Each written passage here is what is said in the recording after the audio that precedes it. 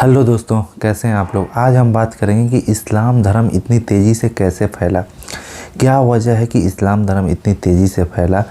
देखिए, तलवार के नोक से तो चोरी या डकैती हो सकती है, कोई धर्म नहीं फैल सकता है। फिर ये कौन सी चीज़ है जिसके दम पे, जिसकी बुनियाद पे इस्लाम धर्म जो है इतनी तेज़ी से फैल गया, और वो चीज़ अब मुसलमानों के अंदर नहीं है, जिसकी वजह से वो धीरे धीरे पीछे हो जा रहे हैं। वो ऐसी कौन सी चीज़ है जो अब मुसलमानों के अंदर नहीं है, इसी के ऊपर बात करेंगे। लेकिन इससे पहले अगर आप चैनल पर नए हैं तो इसे ज़रूर सब्सक्राइब कीजिए।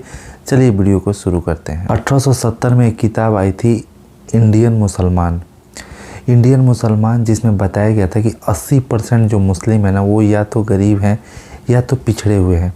ये आज और कल की मैं बात नहीं कर रहा हूँ, ये इस दौर की बात नहीं कर रहा, 1870 की बात कर रहा हूँ। उस वक्त बताया गया था कि जो मुस्लिम है 80% ना, वो या तो गरीब हैं या तो पिछड़े हुए हैं। तो ऐसी क्या वजह है कि जो मुस्लिम थे वो पिछड़े हुए थे। अब आप कहेंगे इसकी वजह गवर्नमेंट है, तो गवर्नमेंट आज है, लेकिन उस दौर में तो गवर्नमेंट मुसलमानों के ही हाथ में थी। 1206 से लेकर 1707 तक भारत में जितने भी राजा थे वो मुस्लिम थे जी। मोहम्मद बिन तुगलक, बाबर, हुमायूं, लास्ट तक अब आ जाइए बहादुर शाह जफर तक। जब अंग्रेज़ों का दौर शुरू हुआ था तब तक जो हुकूमत थी वो मुसलमानों के हाथ में थी। तो मुसलमानों के हाथ में हुकूमत रहने के बावजूद भी ऐसी क्या चीज़ मिस है, ऐसी क्या चीज़ मिसिंग है जो हिंदुस्तान के मुसलमान इतने पीछे हैं। ऐसी कौन सी चीज़ है, जबकि ये धर्म है इतना ऊपर जाता है, इतना फास्ट ग्रोइंग होता है, इतनी जल्दी से फैलता है, फिर भी जो इंडिया के मुसलमान हैं क्यों पीछे रह जाते हैं। ऐसी कौन सी चीज़ है, आप सोचिए कौन सी ऐसी चीज़ है जिसकी वजह से ये पीछे रह जाते हैं। इतने मुस्लिम राजा होने के बावजूद भी मुसलमान पीछे हैं। इसका मतलब ये नहीं कि ये पीछे होने की वजह कोई गवर्नमेंट है, इसका मतलब ये है कि कुछ बुनियादी दिक्कत है जिसकी वजह से मुसलमान पीछे हैं। इतना बड़ा अरब वर्ल्ड और इतना छोटा इजराइल, और इजराइल ने पूरे अरब वर्ल्ड को तहस नहस कर दिया, हर तरह से हराया। ऐसी क्या वजह है, क्या है वो इजराइल के अंदर जो मुसलमानों के अंदर नहीं है, जिसके वजह से वो मुसलमानों इस तरह से हरा दिया। क्या वजह है, ऐसी कौन सी चीज़ है। वो हम उनसे क्वांटिटी में भी ज़्यादा हैं, हम उनसे पैसे में भी ज़्यादा हैं, फिर ऐसी कौन सी चीज़ है, क्या है। क्या कभी आपको नहीं लगता कि इजराइल से देख के आपके आंखें नहीं चौंधिया जाती कि क्या वजह है। दुनिया की अर्थव्यवस्था इजराइल के हाथ में, आपको इससे कुछ सीखने को नहीं मिलता, कुछ समझ में नहीं आता। इतना छोटा सा देश और उसके हाथ में पूरी दुनिया है, और इतना बड़ा अरब वर्ल्ड है, लेकिन उसके हाथ में कुछ भी नहीं है। पैसा भी है, पॉपुलेशन भी है, सब कुछ रहते हुए भी क्यों नहीं है।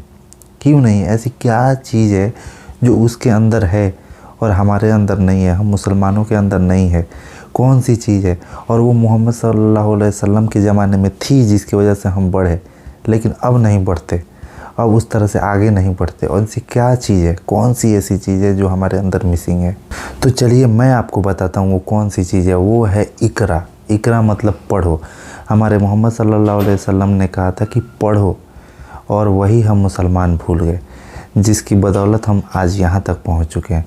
हमने अपने नबी की नाफरमानी की, उनके बातों को इग्नोर किया, नहीं सीखा, आज का जो भी साइंस है वो हम नहीं जाने और हमने नहीं सीखा। उसकी बदौलत हम पीछे होते गए, दिन पर दिन पीछे होते गए, और वो आगे निकल गए। ये इतनी छोटी सी बात है जो आपको समझनी चाहिए कि इसी वजह से हम पीछे हो गए, और कोई वजह नहीं। ना ही पैसे की वजह है, ना ही जनसंख्या की वजह है सिर्फ पढ़ाई।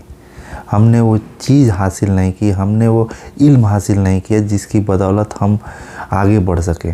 हमने कुछ भी हासिल नहीं किया जिसकी वजह से हम आगे बढ़ सके।